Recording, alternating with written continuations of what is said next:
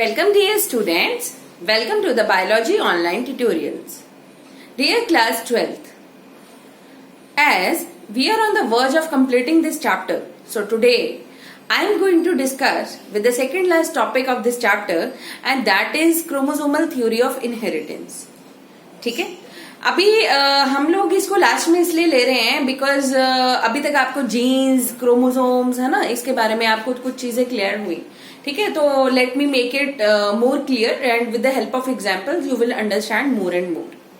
चलिए देखो, आपको मैंने ये चीज पहले भी बताई थी कि जो मेंडल था, मेंडल ने अपनी एक्सपेरिमेंटेशन करी पी प्लांट के ऊपर फॉर 5 to 7 years उसने करी, राइट. ठीक है, 1885 में उसने अपने वर्क को पब्लिसाइज किया, बट उसके वर्क को 1885 में, sorry, he died in 1885, right. And till then there was no establishment, no re-establishment for his work. ठीक है ना, उस टाइम तक उसको कोई भी एस्टेब्लिशमेंट नहीं मिली. टिल द 1900s है ना, कोई एस्टेब्लिशमेंट नहीं मिली थी. तो क्यों नहीं मिली उसको? इतना अच्छा काम किया उसने जेनेटिक्स के ऊपर. Why didn't he got any establishment of his work till 1900? So there are few reasons. ठीक है, क्या reasons हैं? पहले मैं बताती हूँ आपको. क्या देखो, उस टाइम पे एक तो कम्युनिकेशन बहुत इजी नहीं था, है ना. आज तो कुछ भी होता है, आज कुछ भी होता है तो कम्युनिकेशन इतना फास्ट है that with the help of communication only the things travel so fast, है ना. And you come to know each and every point, each and everything, whether you are at any corner in the world. लेकिन उस time पे communication easy नहीं था, तो telling everyone about his work was inconvenient. ठीक है, पहला communication easy नहीं है. दूसरा, उसने जो जीन्स के बारे में बताया कि जो जीन्स हैं, these are the discrete units and और द फैक्टर्स, जीन्स को हम फैक्टर्स भी बोलते हैं, and they play the very much role in the inheritance. No one believed in that. क्यों? क्योंकि उस टाइम पे जो कॉन्टिन्यूअस वेरिएशन थी वो ज्यादा वर्ज पे थी. तो जो genes as discrete unit, that was not at all acceptable by any of his colleagues. Then third was, उसने क्या करा, उसने बायोलॉजी में मैथमेटिकल टूल्स अप्लाई करे, है ना. उसने बायोलॉजी में मैथमेटिकल टूल्स अप्लाई करे and that was not known to any of the scientists. तो इसलिए they were not aware, they were not known about the mathematical tools and biology, so उसके ऊपर भी कोई एडवांसमेंट नहीं हुई, है ना. तो इसलिए उसको भी एस्टेब्लिशमेंट नहीं मिला. तो वही उस टाइम पे चीजें जो थी वो फेवर में ही नहीं थी उसके, है ना, इसलिए उसको एस्टेब्लिशमेंट ऑफ वर्क नहीं मिला. प्लस और क्या चीज थी कि जो जीन्स होते हैं, है ना, कि जो जीन्स हैं वो डिस्क्रीट यूनिट्स हैं, उसके लिए वो कोई प्रूफ नहीं दे पाया. सबसे बड़ी बात तो ये थी कि he was unable to give any proof. और जब तक देखो, साइंस में क्या होता है, whenever you do any research, you do any scientific studies, if you are unable to provide any proof for that, no one will believe you, है ना. तो कोई की भी जीन्स है, डिस्क्रीट यूनिट्स हैं, फैक्टर्स हैं, these are the terms of inheritance which travel from the parents to offsprings. तो उसके लिए कोई एक्सपेरिमेंटल प्रूफ नहीं था. That is why these are some of the reasons, that is why the Mendel did not get any establishment of work till 1900. ठीक है, फिर after 1900, इन 1902 या 1900 और 1902 के बीच में हमारे 3 साइंटिस्ट थे जो कि मैंने आपको बताया था, Hugo de Vries, Correns and Tschermak, right. They re-established his work on the pea plant, है ना, एंड उसको डिस्कवर किया गया, फिर से उसको रीएस्टैब्लिशमेंट मिली and finally the Mendel name was known. Clear. फिर टिल 1902 अब क्रोमोसोम्स का भी बिहेवियर स्टडी हुआ, या क्रोमोसोम्स कैसे हमारे सेग्रीगेट होते हैं, कैसे उनमें सेल डिवीजन होती है in the mitosis and the meiosis, that was known to the scientist. तो उसकी जो उसके ऊपर कैसे सारी वर्किंग होती है क्रोमोसोम्स के ऊपर, उनकी cell division related things, that was carried out. And in 1902 Walter Sutton and Boveri they gave chromosomal theory of inheritance. ठीक है, अब क्रोमोसोमल थ्योरी ऑफ इनहेरिटेंस क्या है, उसके फीचर्स क्या है, वो मैं आपको बताऊंगी, लेकिन पहले हम यहाँ पे कुछ मेन पॉइंट्स लिखते हैं। ओके, अब while Mendel's work was unrecognized till 1900, पहले मैं आपको इसके पॉइंट्स लिखवाती हूँ। ठीक है, number 1, lack of communication,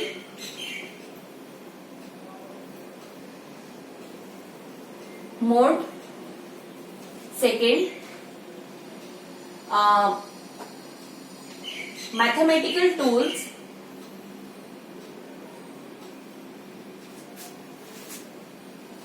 in biology was unacceptable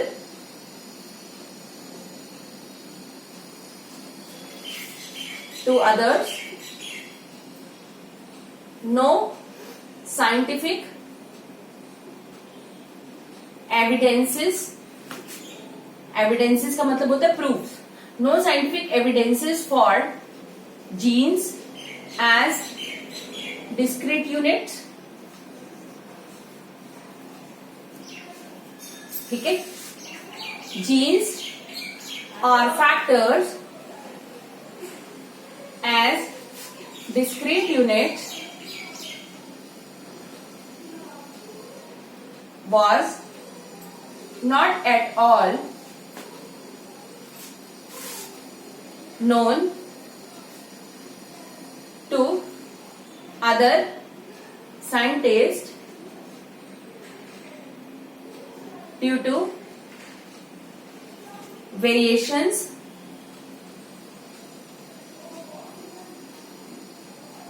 was on verge कि continuous variations लिख देते हैं हम यहाँ पे कि जो continuous variations होते हैं ये हमेशा verge पे रहते हैं, समझे?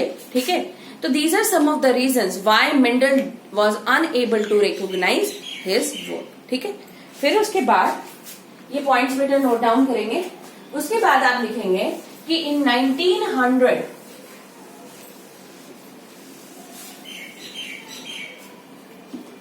ठीक है क्या, in 1900 Correns, Schema and Hugo de Vries re-established work of Mendel, and in 1902 till 1902 chromosomal behavior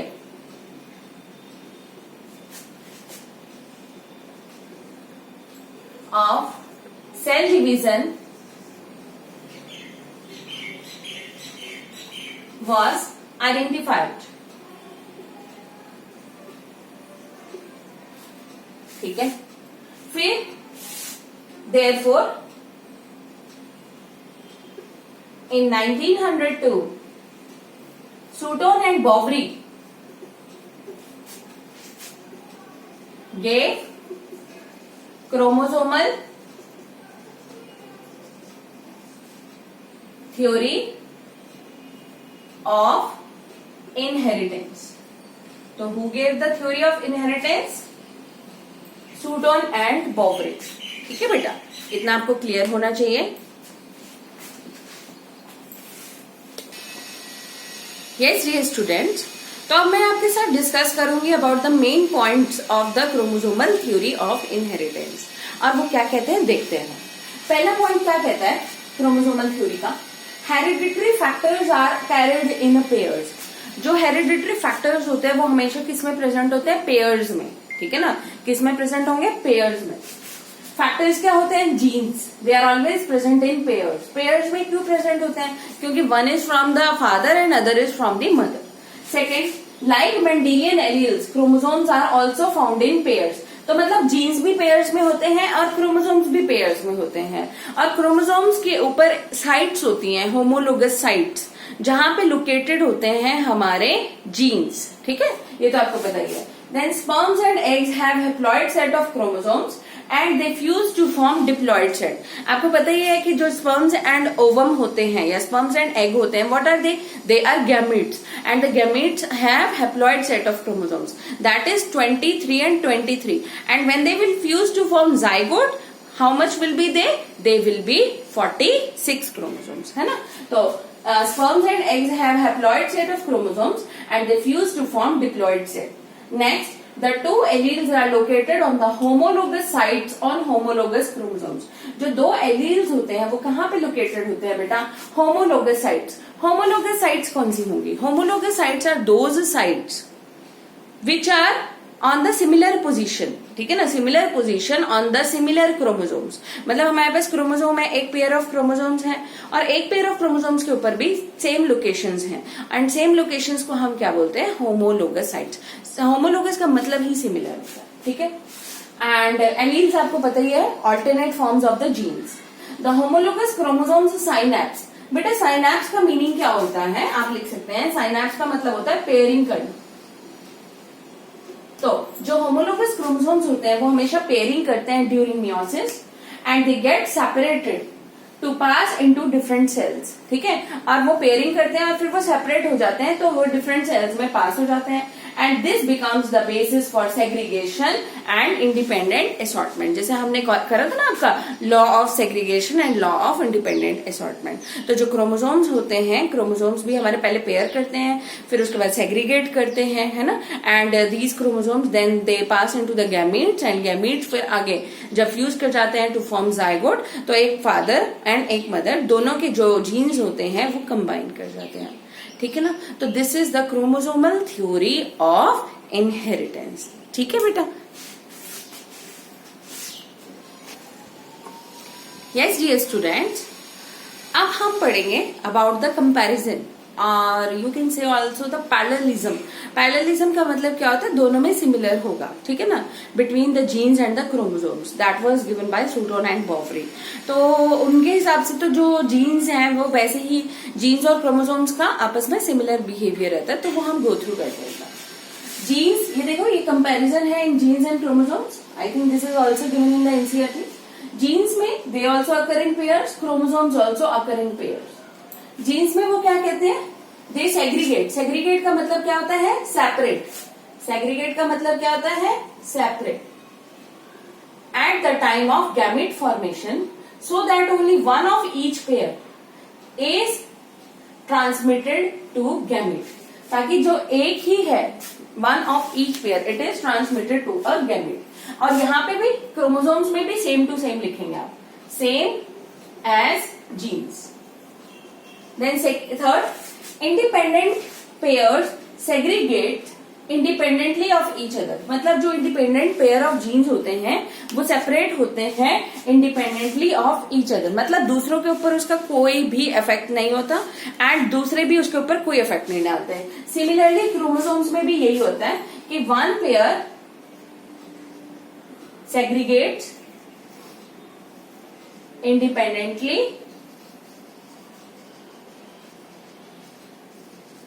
of the other pair, ठीक है। तो this is short comparison between the genes and chromosomes. अब मैं आपको बताती हूँ कि जो थॉमस हंट मॉर्गन था, अब ये क्रोमोसोमल थ्योरी ऑफ इनहेरिटेंस के लिए हमारे पास एक्सपेरिमेंटल प्रूफ है। मैंने अभी आपको बताया था कि मेंडल का वर्क क्यों नहीं क्यों एस्टैब्लिश नहीं हुआ, बिकॉज उसके पास कोई एक्सपेरिमेंटल प्रूफ नहीं था उस चीज के लिए, है ना। तो लेकिन जो क्रोमोसोमल थ्योरी ऑफ इनहेरिटेंस है उसके लिए एक एक्सपेरिमेंटल प्रूफ था, that was conducted by Morgan, ठीक है ना। तो अब वो साइंटिस्ट में ना वो चलती रहती है लड़ाइयां, ऐसे कैसे इसने वो कर दिया, है ना। तो वो उसको प्रूफ करो भाई, प्रूफ करके तो दिखाओ, देखते हैं, हम भी एक्सपेरिमेंट करके देखते हैं क्या सेम चीजें आ रही है या नहीं आ रही है। तो he carried out the experiment on Drosophila. Drosophila also known as fruit fly, Drosophila, ठीक है ना, which is also known as fruit fly. अब ड्रोसोफिला में बेसिकली इसका पूरा नाम क्या होता है मैं अभी आपको लिखकर बताती हूँ बेटा, जस्ट होल्ड ऑन।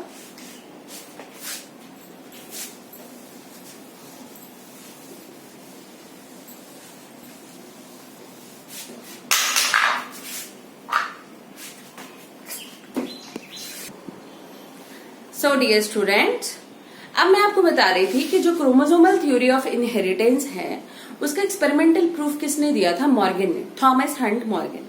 ठीक है, एंड उसने बताया कुछ basis of these things, variations and the sexual reproduction. ठीक है, तो अब क्या था कि जो experimental proof of the chromosomal theory of inheritance था हमारा by the Thomas Hunt Morgan, that was carried out on, मतलब उसने कैसे शो किया? It was carried out, the experiment was carried out on Drosophila. ठीक है, so he performed on Drosophila. What is Drosophila? Drosophila बेटा इसका पूरा नाम है ड्रोसोफिला मेलानोगैस्टर। इसको हम फ्रूट फ्लाई भी बोलते हैं, फ्रूट फ्लाई। ठीक है, अब व्हाई डिड ही, ये ना क्वेश्चन फेवरेट है बहुत बोर्ड वालों का भी, हम जैसे टीचर्स का भी, कि why did Morgan selected Drosophila for his experimental proof? ऐसा क्या था ड्रोसोफिला में? ठीक है, तो व्हाई ड्रोसोफिला? पहला, इजिली अवेलेबल, इजिली अवेलेबल। दूसरा, सिंगल मेटिंग से बहुत सारी, single mating can produce abundant, मतलब बहुत ज्यादा fruit flies.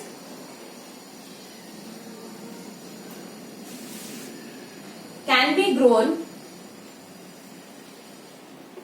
In simple synthetic medium in laboratory. Next, ये जो ड्रोसोफिला होता है बेटा, इसके अंदर एक और चीज होती है क्या, कि easily distinguished mail and female flies. मतलब हम इजिली डिस्टिंग्विश कर सकते हैं between the male and the female flies.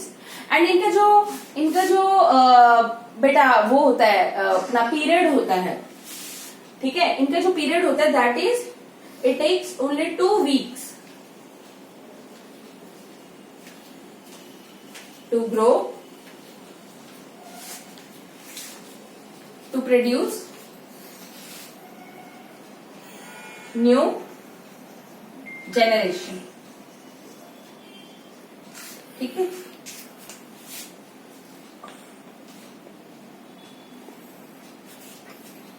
ठीक है, तो ड्रोसोफिला मेलानोगैस्टर, हमने ड्रोसोफिला को ही क्यों सिलेक्ट करा? क्योंकि इजिली अवेलेबल था, सिंगल मेटिंग से बहुत सारे फ्रूट फ्लाइज को हम प्रोड्यूस कर सकते हैं, and it can be grown in simple synthetic medium in the laboratory, easily distinguishable male and female flies.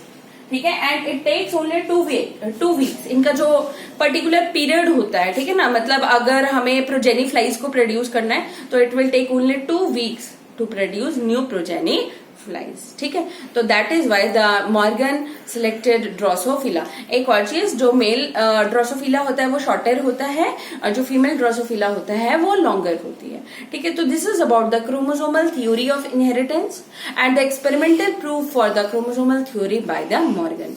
And why, बहुत इंपॉर्टेंट है ये क्वेश्चन बेटा, why Morgan selected Drosophila for his evidences. ठीक है, थैंक यू डियर स्टूडेंट्स।